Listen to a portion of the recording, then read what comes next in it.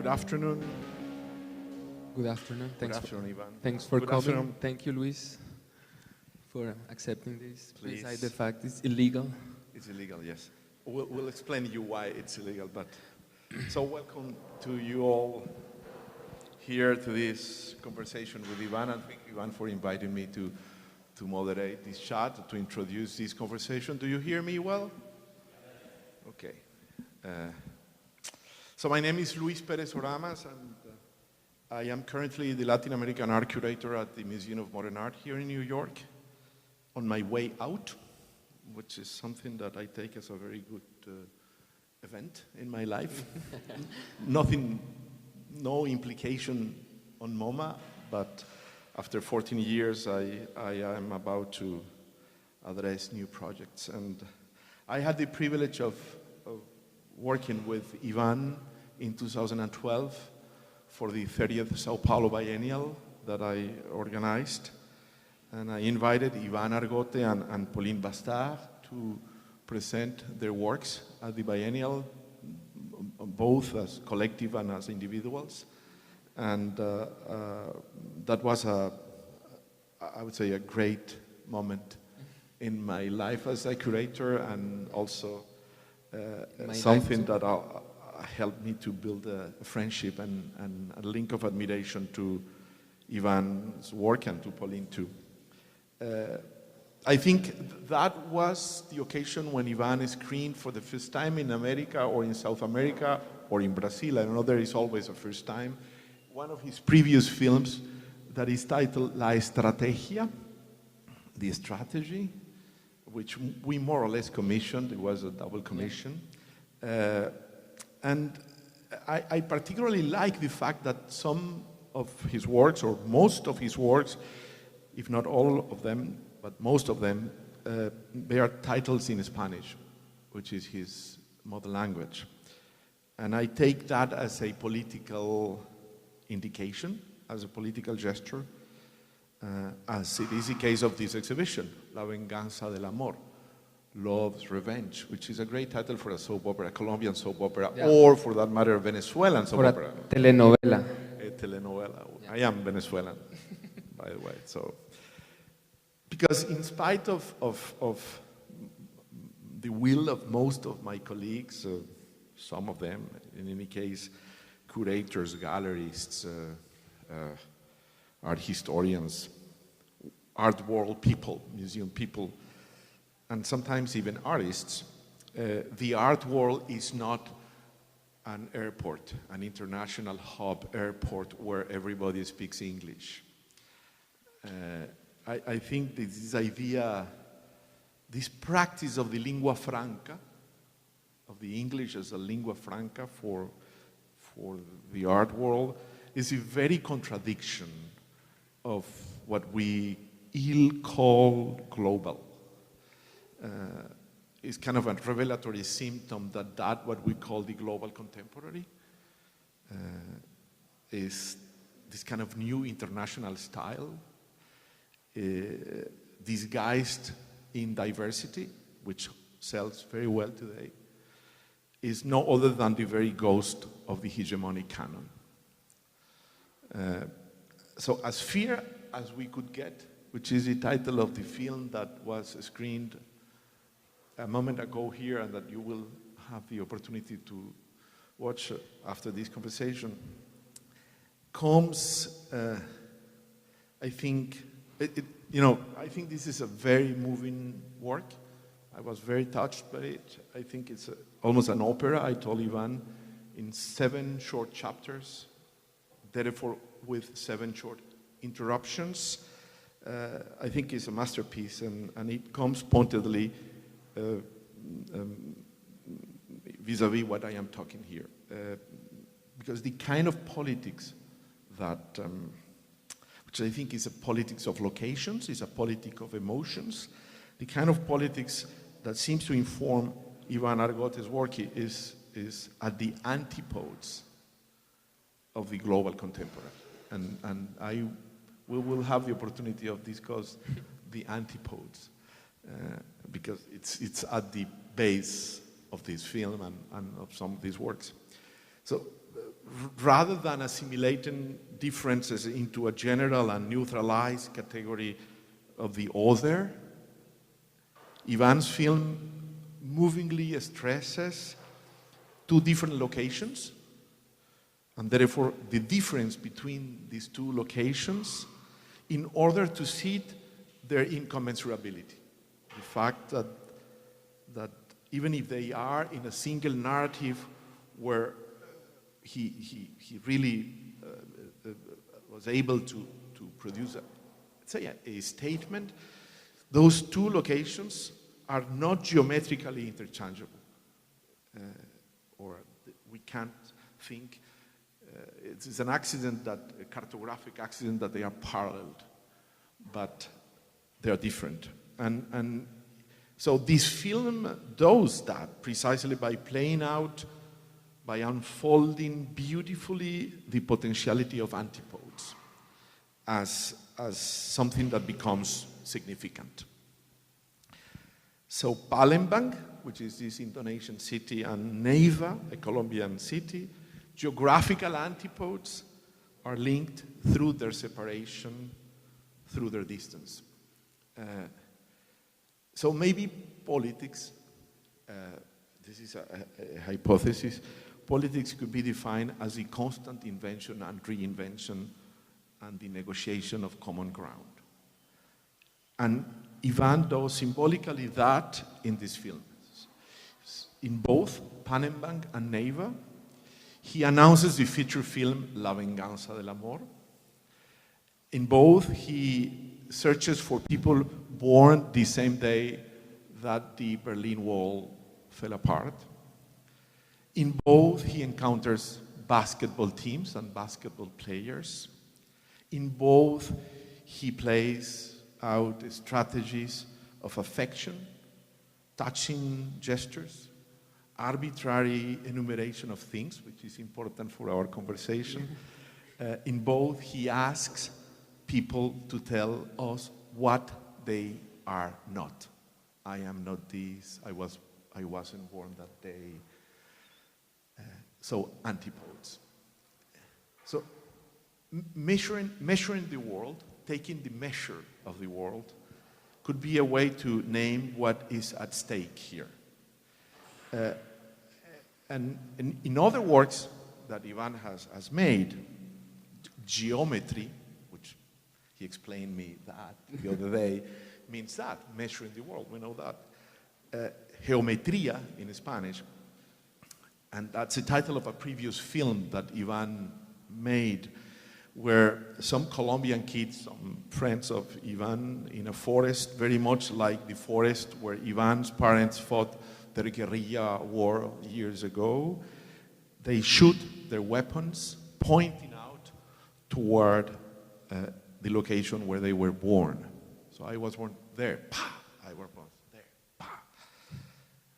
So it's again this strategy of antipodes. I am here, but I was born there. And you will see in this film that chapter where the singer of love songs also points out to those antipodic locations. And as soon as we point out to a different location than ours, we are engaged in antipodic logic.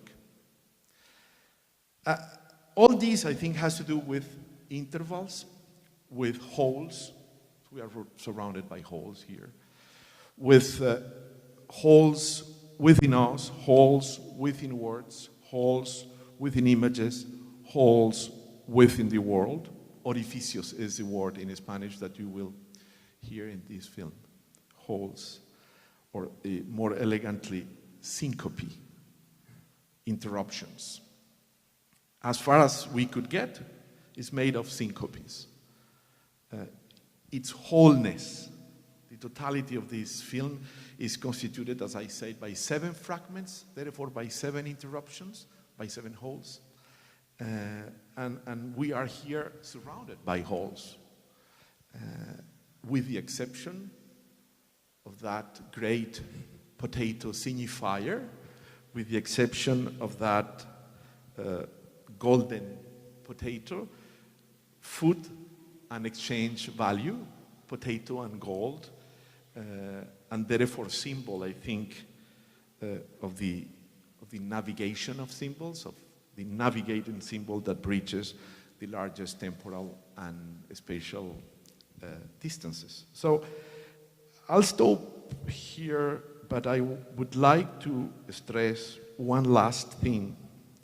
I think that Iván has mastered his artistic discourse in order not to fall into messianic stances, in order not to fall into pontifical addresses, universal manifesto-like rhetorics, magisterial certainty so often seen in the so-called political art today. He does so through a certain humbleness, irony, humor, affection. And I think the lively finesse of this tone is, I think, admirable and awesome, but he's speaking, and this is what I want to stress. He is speaking. He is addressing a world that is barely speakable. He is addressing the unspeakable sometimes, and something that is becoming unnameable. So the great poet Paul Celan, we were the other day, I was remembering this with Iván. The great poet Paul Celan wrote a wonderful poem after visiting Tübingen, which is the city where Hölderlin passed away in madness. And the word that Hölderlin would pronounce time and again, constantly during his last days, was palaksh, which is an un-word, is a no word, is a nonsensic word, is a hold word, like these ones. Is a word with a hold within it. Very much like these words that are surrounding us here. So Celan ends this poem with that word, palaksh. But before that word in the poem, there is this beautiful strophe that I want to read here. Came, if there, came a man to the world today with the patriarch's light bird. He could, if he spoke of this time, he could only babble and babble, ever more palaksh. So syncopes, I don't know if I am pronouncing this word, intervals, arbitrary connections, interruptions, intersections, as is the title of one work by Iván, etc.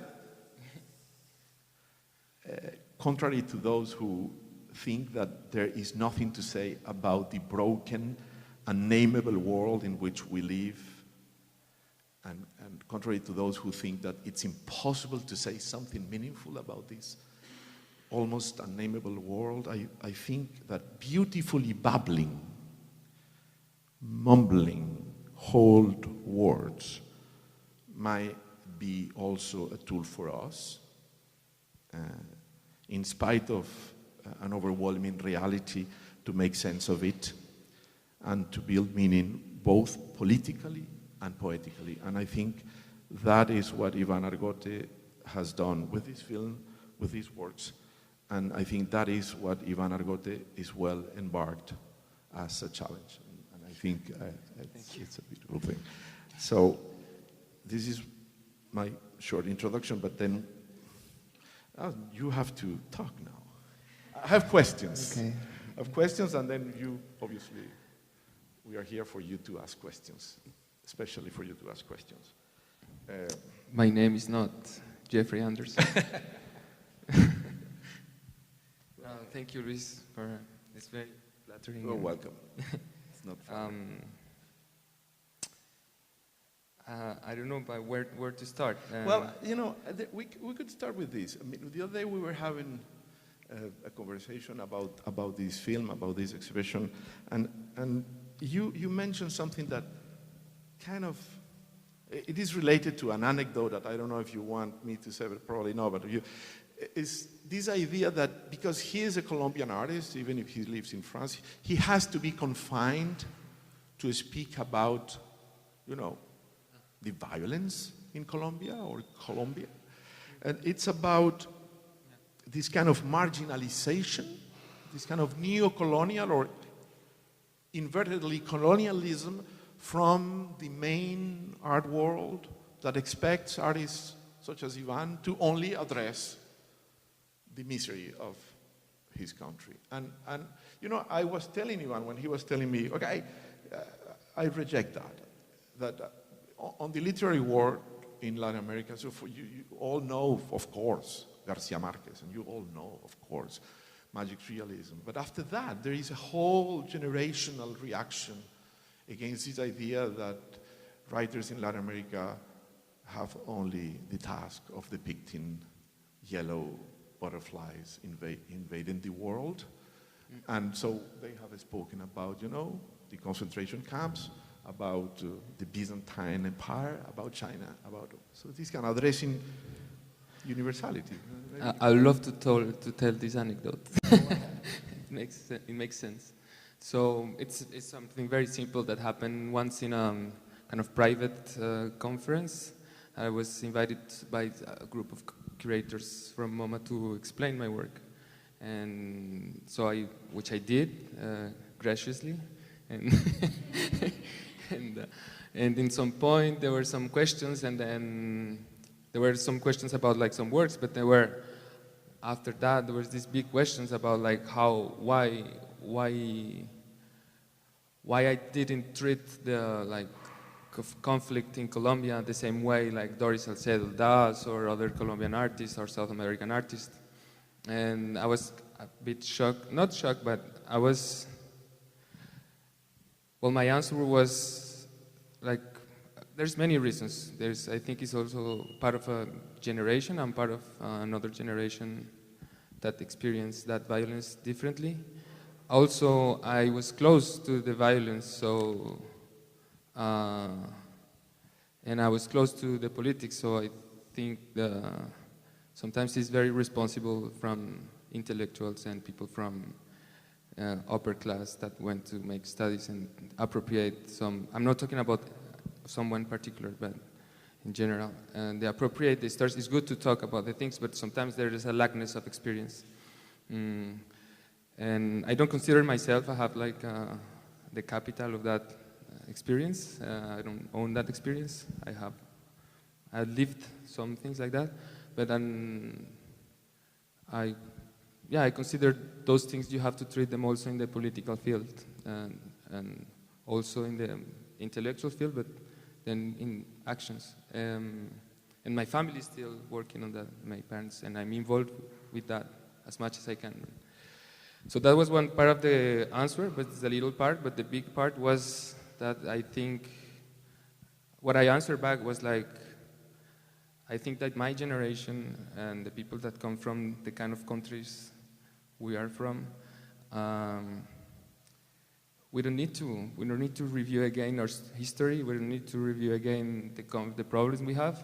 But what we need to do is rewrite the history of the hegemonic powers that have influenced our economies, influenced our histories. So we need to retell the story, the history of places like the United States, Europe, or the places where like the idea of knowledge, the idea of domination came from this, many things. So I think that's our place. Like my place, is, of course, and it's not precisely just to focus on that, but just like let us ourselves to be more universal and let ourselves. It's in a way a revenge of love. It's like a take revenge. It's not going against something. It's just like put everybody on the same level. going on that idea of as I call the politics of small gestures, which are not necessarily small, there are big gestures. When we were discussing for this conversation, you used this image about these two cities, Neiva and Palembang, which we will also talk about the other works, but I think this film is so beautiful that, and you use this I want to friction places, to produce, to make two things, two cities, two opposed cities to be in friction, up to that friction make the world vanish. Desaparecer el mundo en esa fricción. It's like, yeah, I remember, it's like when you're a kid and then you kiss someone like this, see? That you have like something in the middle, so that this object. So going to these two places, well, the film was made in two places that are exact antipodes, which is a rare situation. It exists, but I mean, there is antipodes everywhere, but there is not much cities which are exact antipodes that are like, there's only 8 couples of cities. And so I went there to, I used that strategy, that gesture to kind of prove different things, to make some points in different things. So one point was this thing of kind of talk about the world in a more precise, like objective way. We used to talk about the world as an idea, our planet, our world, but then being in these two places, we are like on the same axis. They were like the farthest places you can go. Somehow, when you kiss, like sometimes we did that just for fun with like coal Colombia or coal Indonesia, and like kiss the ground. So you have just the planets in between that kiss, and somehow it makes the planet an object, and it stops to be just an idea, and it becomes like this big ball that it's just in the middle of these two lips, two mouths. So that was one thing, very romantic. The other thing was to talk about the sameness, as he says in the film. We were the word antipodes was made by the Greeks. It means literally with the feet on the opposite. They believe there must be another world like this one on the other side. And then in the Middle Ages, for example, they represent that with illustrations and stories, and they picture people from the other side with like the feet backwards or with the leg backwards, or they imagine people walk like backwards also. And I believe, and I feel, we are pretty much on the same line today, because we still believe our neighbor is different, the people next country is different, the people next in the other continent are different. So we focus like on these differences. Meanwhile, we all share the same history, we all share the same ADN, how do you say, DNA. So all differences are just like ideological charges. I don't know how to explain. So I wanted to make a point about that, like being in two places which are the farthest as possible, and compare them in a way. They're pretty much the same thing. Their banality is the same. The time flows in the same way. They're both countries, like then precisely they're both countries that were colonies. They're both like emerging economies, messy. They're messy. They're hot. They're humid. Yeah. Yeah, but at the same time, because I think that's why I was saying that the film and some of these works are political in the sense that they look for building a common ground for differences, I mean, or for distances. Obviously, that through those distances they are the same, but at the same time we know that sameness has a limit. However, what I think what is beautiful here is the ground that you build, the common ground that you build, so this narrative could exist in a sharing space, no?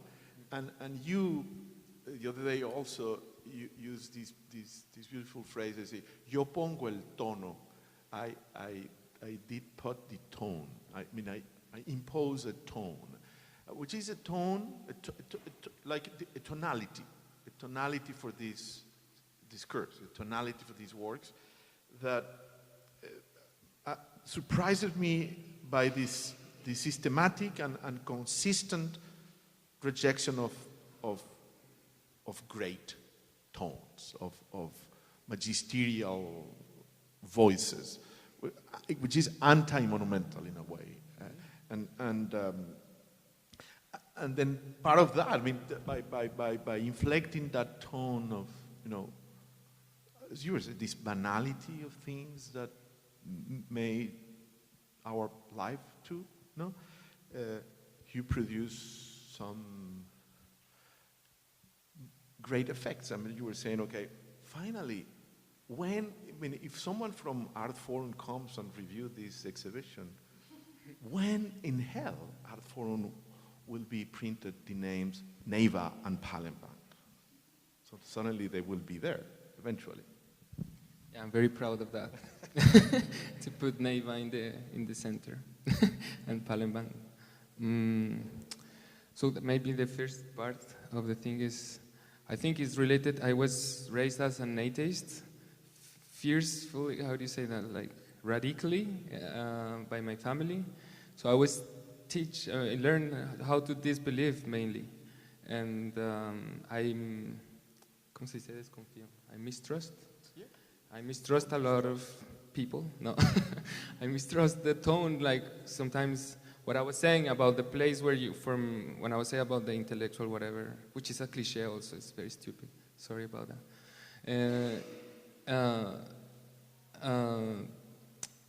I mistrust a lot about the tone from when you generate like something, literature or art, or you're placing yourself in some place, and I mistrust a lot the unconsciousness of the place where you're speaking.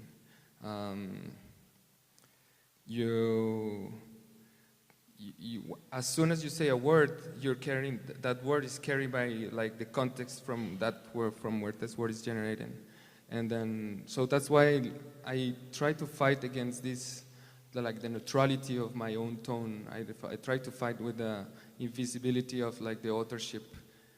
So that's why I intervene. I touch people, I talk to them, and then I make things permeable, and then I don't hide myself, and I don't hide my purposes. And either I don't consider they're like monuments. And I kind of broke them in a way. Also, I kind of not to place them as I place this potato, just in the middle.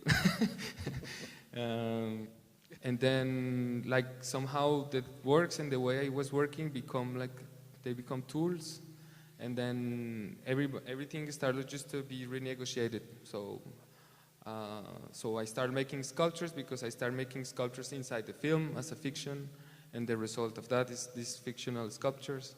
And everything got mixed. Like the research I do, I collect a lot of information from either political material everywhere I can go, and also what I call soft propaganda, which is like photography manuals, like school books, yeah, like how history is taught, how science is taught, what kind of icons are shown, and how people like teach physics in Asia, in say what kind of icons they use, what kind of images circulate around these things which are like supposedly neutral. And it becomes all this kind of respiration. So I stopped making these solutions, or like, okay, I'm gonna make this, and it's like just this energy and research that becomes films, and like the editing process is pretty close to what I do with these archives materials. So I destroy it, I write on it, put voices on it, I mix it, and I made some music, so it looks more, so it's catchy. No, the music is part, like I make reggaeton, or either I make like metal or things like that. And because I believe and Iván also compose the music for the I films. believe in a sort of, I was telling you right after that, that I believe in the, in somehow the, not purity, but in the strength maybe, or how do you explain, in the, of the conversation, you know? Yeah, well. Like how, when you're talking with us, I don't know if you have friends, but when you walk, like the word conversation etymologically means turn around with someone. It's versar is turn around, and con is like with someone. And I pretty much believe that's like the ideal place for ideas and thoughts. Like when you have a conversation with someone, you can talk about the weather, and then you talk about serious stuff, and then suddenly you talk about your sentimental stuff, and then you can switch to, well, I don't know, talking about how potatoes spread in the world after colonization, and then things emerge like that. And I respect a lot the way these ideas comes in this kind of fluid. That it's related with this idea of not enclosing these ideas. Oh, I'm going to solve this thing, and this is going to be the issue, and because it's not like that. It's just like a bunch of water, just Iván has this phrase that I am willing to pay copyright fees to use it. I will tell you that in Spanish is la conversación como un estado ideal de las ideas. You say that the other day. Conversation as an ideal state for ideas. Conversation as an ideal state for thinking, which I think it's great. And just one last question, and then we hope you will have questions, is that, you know, there is something that strikes me with Iván, this difficult easiness. No, he talks like, okay, he went to Indonesia, he found the only basketball team in Indonesia, he went to Neiva, he negotiated with the basketball players in Neiva about this film, he posted these announcements in newspaper looking for people who were born the day of the Berlin Wall fell down. Then these guys answers the announcer, well, I was in war that day, but I am the best singer of love songs in Colombia, and I want to sing the song for you. So he goes. So then you see all these works. There's a great deal of involvement and research on these works. I mean, there is a whole process of dismantling archives of images, holding and piercing speeches and words, and you know, building all these and these. There is a whole very exhausting process of research, and it does not show. I mean, so this is something that the art historians in ancient times would call sprezzatura, which is the difficulties. And you see a Velázquez painting, and it's like it was done in 3 minutes.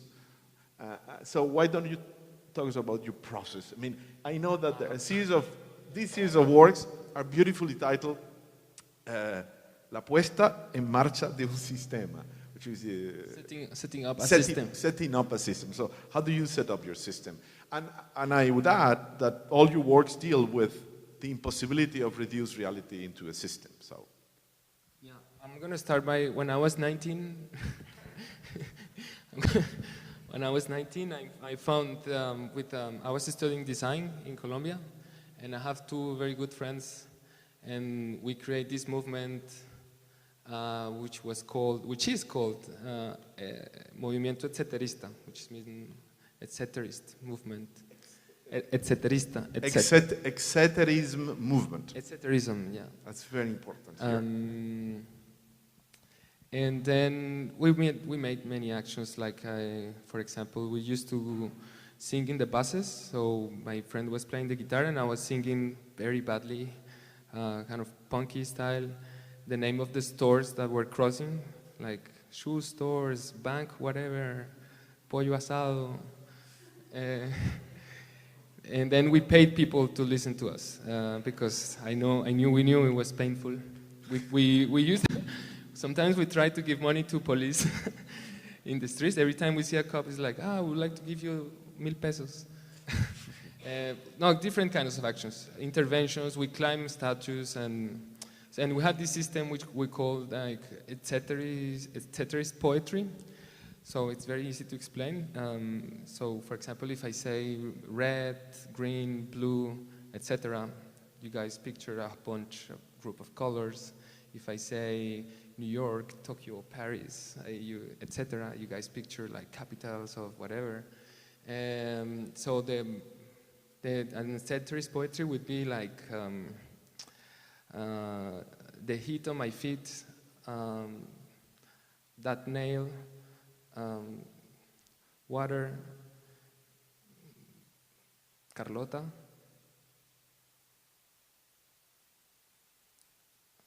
rice, etc.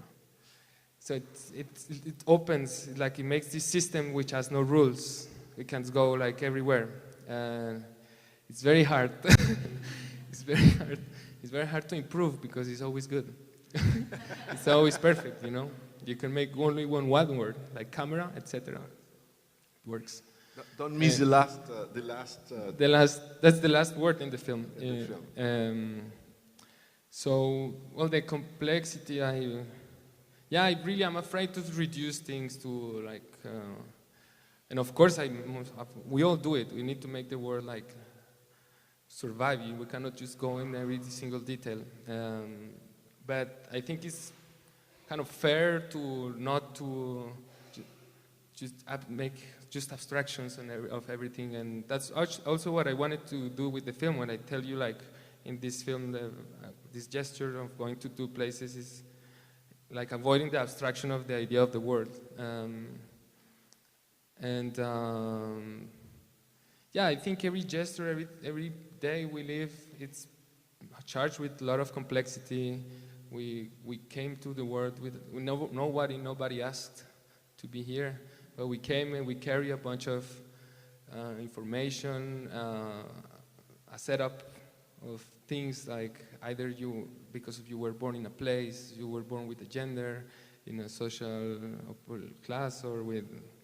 So we all carry all this, and it's very complex the way it's organized, and we deal with it happily. We can do it, but so I try to just comment on not in some issues and try to be fair a little bit about their complexity, and it's sometimes it's a bit sophisticated maybe sometimes because I don't show precisely. It's like sometimes it's hidden because I don't know. You walk in the street and the complexity of the street is also hidden. You need to try to find it, and you don't need to.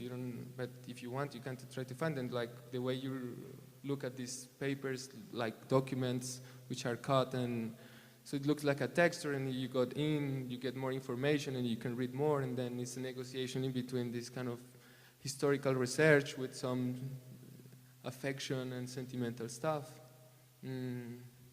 Or like, for example, this simple gesture of making this funky potato there.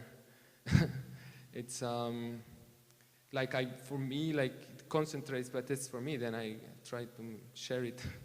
And so thanks for coming because I will have the time to explain to you. Like it talks about how potatoes were spread in the world for colonization. Also, what was the ways that gold was taken, like the thousands of tons that were taken in the Americas of gold. It's very strange, but it corresponds to the amounts of gold that are in the banks in Europe. And you can trace it because gold has always been traced. So, like eat a potato or drink a vodka it's very simple, and I like to do it, it's very complex also.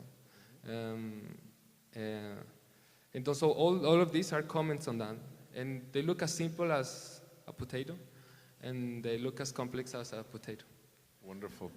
So that's a great way to open these questions and answers to you. If you have a question, I am sure that Iván is going to be glad to talk. Yes. Do you have a mic? Do you have a mic? Allá te dan los micrófonos.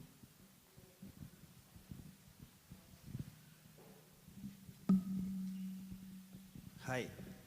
I have a question for you, Iván. Is there, because let's say that vandalism is a part of your repertoire. I want to ask you a very personal question. Is there anything you find sacred? Family. No, no, it was a joke.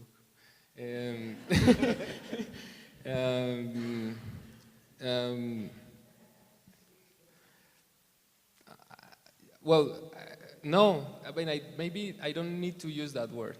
I don't need to use that word. I mean, I probably would talk about respect. That's the most probably a value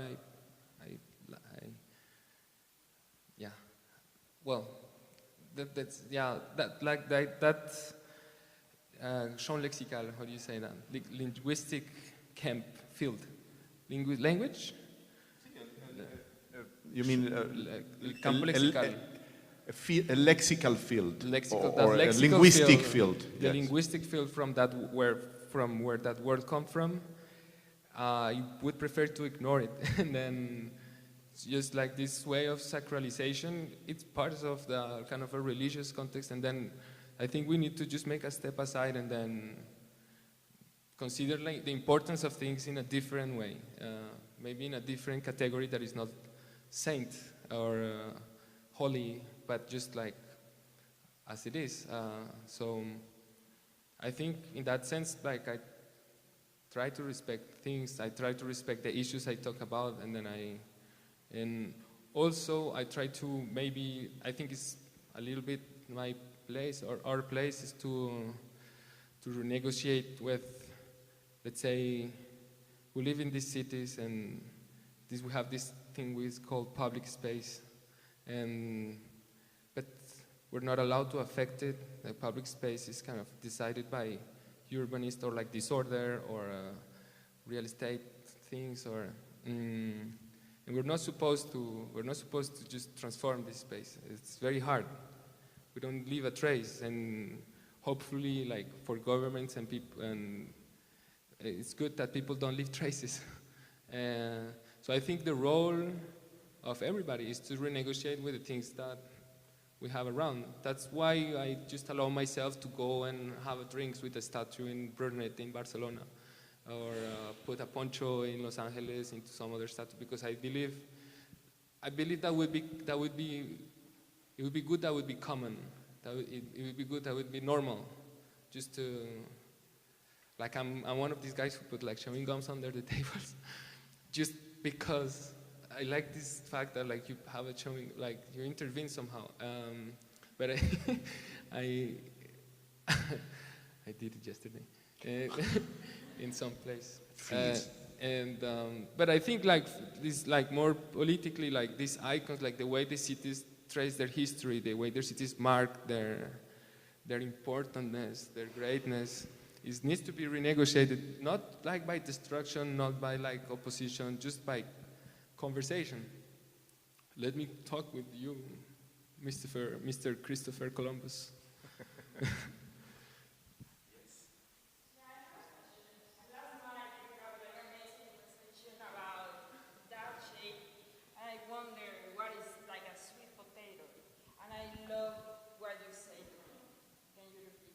I don't remember.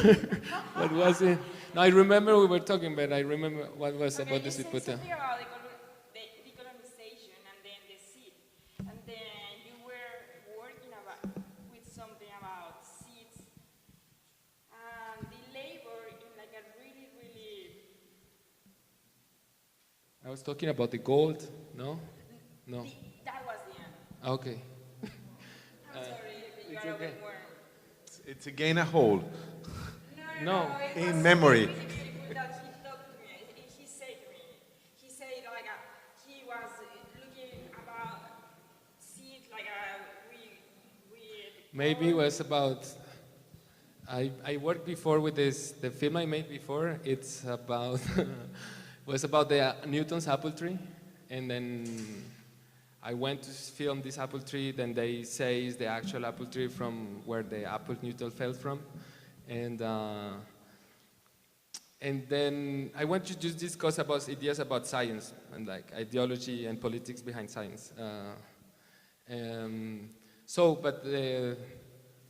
But like this apple, which is like the apple from the Bible, is the apple from like Greek mythology, it's an apple from Newton, the apple from knowledge. It's the way we learn like physics, let's say, like we're in school books. in school books, everywhere in the world they teach you how gravity works with an apple. But I never seen a papaya on a school book, anywhere. I have never seen a banana or a guayaba. Or a potato. Or well, the potato doesn't fall. But you can throw it. And I think that's not innocent. The fact that all this imagery, it represent a set of ideas that comes from a certain geography, and not another one. The apple, so the potato, it's the apple about falls. that. But it's like something that is the nutrition for our souls, and then also is something that is very strong in terms of cultural things. Then, my question is why you choose sweet potato? Because it was a potato, and I wanted to talk about this globalization, this large scale, about how this transit of food and value has been going on since very long, and then in which directions has been also circulating. And it's sweet potato because it's sweet. No, it's not because it's sweet. It has some nutrients for people, and then also it's very cheap or it's very inexpensive. Yeah, it's humble. It's a humble. But the way that It's a humble that you root. place that sculpture really touched me seriously. Thank you. Because it's like bringing all the core to the contemporary art in 2017. I told you that was not. Okay, yeah. Thank you. Thank you. Thank you. And yes, there's a question here. I'm fascinated by this piece. I like it very much. I was wondering if you could just talk about it specifically, how you came about it, what you did, what your thoughts were making it work. I started doing these concrete pieces. I call them excerpts and excerpts. And the first time I did one was inside this film, and it was in this particular moment in the film, a group of people are crossing the street with a big wall on wheels, which a graffiti that says "Vamos bien," which is, it's hard to explain, but it's like we're doing well, but it's badly spelled, something like that. And then we stole this sculpture. We left the sculpture just in the city as a gift. And then I started reproducing some writings I saw on walls in different travels, because I wanted to give a weight to some words, the weight of this physical and architectural weight. And then they become more and more a support, as I say, like everything is very permeable somehow here. So they become a support, and then I never allow myself, for example, to show something made on a white piece of paper, because I think that neutrality of the invisibility of what a white paper is very violent, and it's not neutral. And so I decided to make this as support, as starting point, these fictional architectures. So these pieces of this kind of ruins of a possible architecture, which could be modern or brutalist or like part of a temple, and this is the support where I write my slogan-y poetry. Yeah, so it's like it's paper. And then they have this fictional thing. Like I like the fact you can imagine it comes from an architecture, and I don't.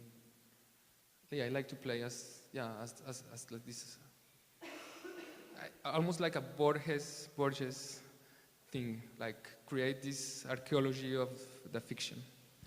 But even in this case, there are phrases that you found or phrases that you made up Well, I didn't make love me. It was a sentence that was there since forever. So, some are things very simple. Some are across history, across worlds. I would say there is the writing you can see in the films. In the films, there's voices. Well, here this is the writing, and then Gabi is there. Gabi is, she made part of a film I made, a very important film for me, which is called The Messengers. And she accepted to go with me and a crazy producer to 2 towns in Colombia and in Spain to prove also something about colonization and post-colonization. She's very smart and brilliant person. And I remember when I got to write the script, I gave them pictures with like holes with writings on it. And because I couldn't start from a white sheet, like send one, Gabi enters into the image and says to Blaine something. So yeah, their support, their architecture, their writing. I like these drops that are falling, that kind of reminding, you know, like in, they remind you like all connected to this thing. And it reminds me, you know, in the still lives, when you see flies that are like this kind of memory of we're all gonna die. The little drops are like a bit like that. They're like reminding us we're all kind of attached to this thing, and then they're like rain or tears, blood, saliva, and other kind of liquids. Just one question specifically. Yeah.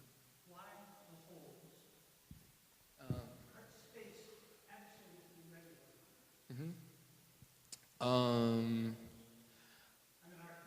Yeah, they were not always like that. They were not always like that. I started making just full pieces of concrete, and then when I start working and making the archives and playing with this, like all this paperwork, all this material come from like a research, which a bad historian would make.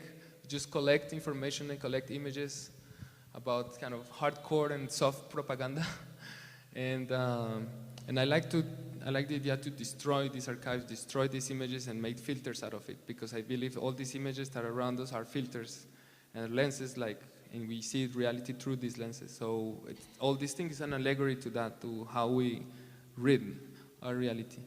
And then when I was destroying that, I came back to concrete, which I started working years ago. And then I wanted to make this, I changed the name of the series. They're not anymore excerpts, but I called them Among Us. Because this time I didn't want to make this to block, but I want to make this kind of limit that is also permeable, that can let you see through, and it has a bit less sense, but it allows more. It has a bit less sense in the terms that it's not anymore like an impermeable wall, like a separation, but just like a place to renegotiate in between 2 spaces. They work very well when also, like in my studio, I made a whole wall like this, and they work very well. You can pass things through, put things on. So just one last question. You made the wall. It has an impression when you look at it. It reminds me of the Berlin Wall. Like you took a piece Yeah. of an old wall that had been a violent separation with things. You took it down, took it back to the studio, and put holes in it. But you made the concrete wall in actual fact. Yeah. I made them up. Yeah. You made it look like an old wall. Yeah. There's like this. What I was saying, this fiction of this archaeological fiction, and then I think it's not innocent. I mean, I was reading Borges. I've been reading Borges all my life, and I like the fact how he mixed very precise, and he was a geek. He was a like library rat, and Borges. We can tell that, yes. Yeah, and I love the way when he makes more beautiful, like the detail of the of the information he gives about like literature, about poetry, about history, and then how he includes the fiction in between all that. Like it's almost like yeah, I always admired that. So. Any other question? Well, so here we are. Thank you, Iván. You're astonished. Thank you very much. Etcétera. Except. Thank you, Luis.